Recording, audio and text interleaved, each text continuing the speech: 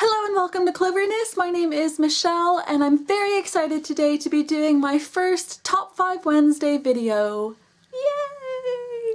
Huge shout out to Lainey, who is the organizer of Top 5 Wednesday, for opening it up to everyone to join, and I'll leave a list below of some other booktubers who are also involved in Top 5 Wednesday. I'm really excited to be part of this. I've been watching all of your videos and really loving them. So today I get to join in for the first time. Today's topic is top 5 books you'd like to see as films. Now 2014 is going to be one of those crazy exciting years for YA film adaptations. It's all so exciting. I'm really looking forward to The Fault in Our Stars and Divergent and so many others. There are loads of other amazing YA books as well that I think would be incredible to see on the big screen. Okay, so I've got my top 5 books I'd like to see as films. I've decided to put this in no particular order. Now I actually have 2 very similar sort of books, but at the same time they're very different, and I'll explain why. It'll become obvious once I've started talking about them. So the first book I would love to see made into a film is Cinder by Marissa Meyer. Cinder is a retelling of the Cinderella fairy tale, except completely different. Really loved Cinder so much. It was really nice to see little elements of the Cinderella story that I could relate to and everything, but I loved how much of the rest of the story around it were incredibly different. Now Cinderella is one of those stories in which traditionally, especially if you're basing it on the Disney movie, which everyone really knows about, it's a very passive story in which a lot of things happen to Cinderella. She doesn't have a lot of her own agency. And what I loved about Cinder by Marissa Meyer, and also the next book that I'm going to talk to you about, is that a lot more of the power and decisions and things are given back to our main character, and she has a lot more power and control. And I love that. I think that it would be amazing to see as a film. And the second book that I'd like to talk to you about today is along those same sort of lines, in that it is another Cinderella retelling, and that is Shadows on the Moon by Zoe Marriott. Longtime readers of my blog, Fluttering Butterflies, will know that I'm a huge fan of Zoe Marriott, and Shadows on the Moon is one of my favorite ever books.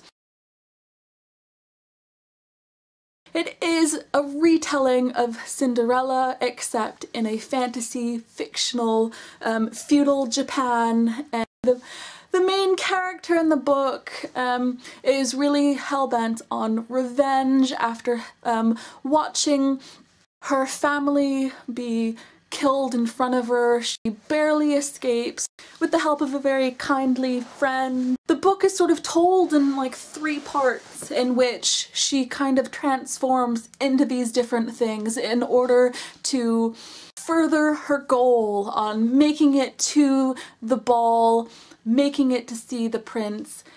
The main character of Shadows on the Moon has this interesting gift in which she can weave a new image so that people can't really see what she really looks like, who she is really.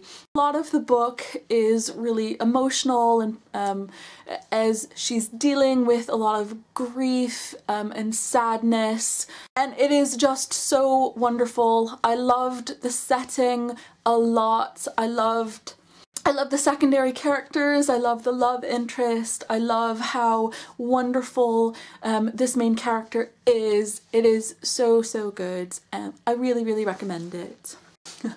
Okay, now moving away from the fairy tale retellings, the next 2 books are very contemporary, and the next book that I want to talk to you about is Graffiti Moon by Kath Crowley.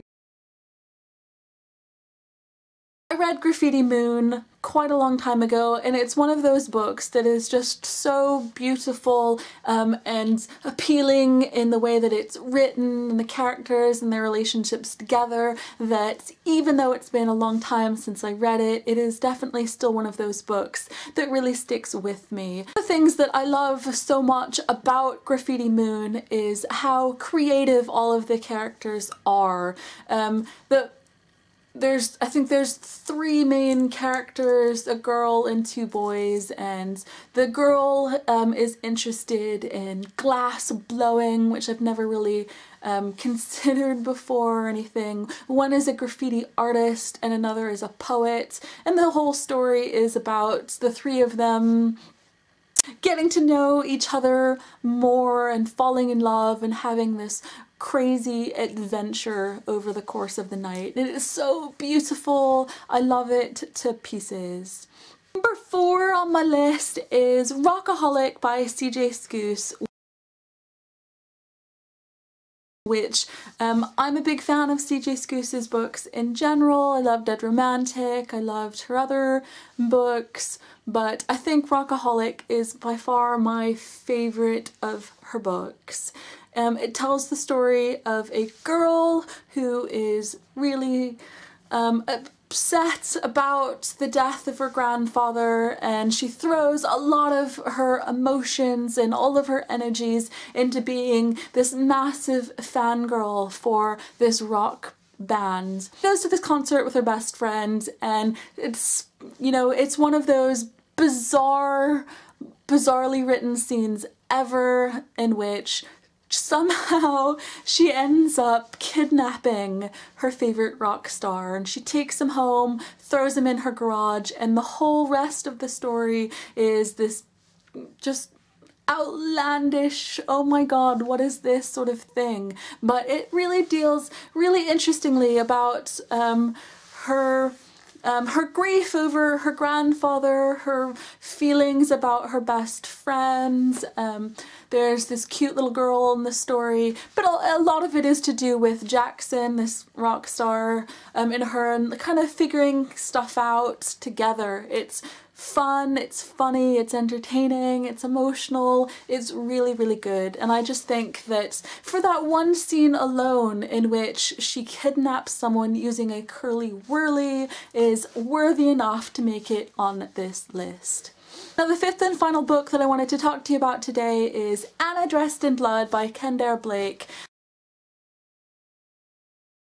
I read this a couple of years ago and I really, really loved it. It has kind of a supernatural feel to it, a TV program that I've never actually seen, but I'm on Tumblr, so I know more about it than I really should do.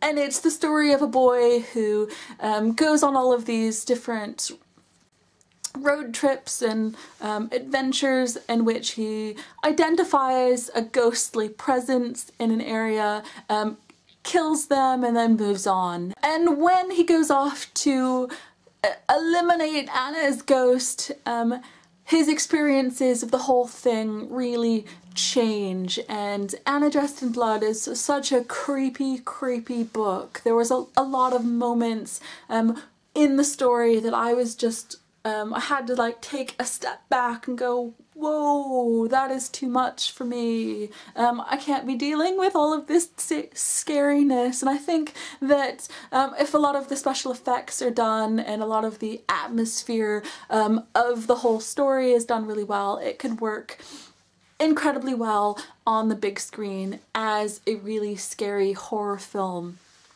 To my top 5 books that I'd love to see as film adaptations. I'd love to hear what you think about my choices, which books that you would choose. Let me know, and don't forget to subscribe, like, or comment. Thank you so much for watching.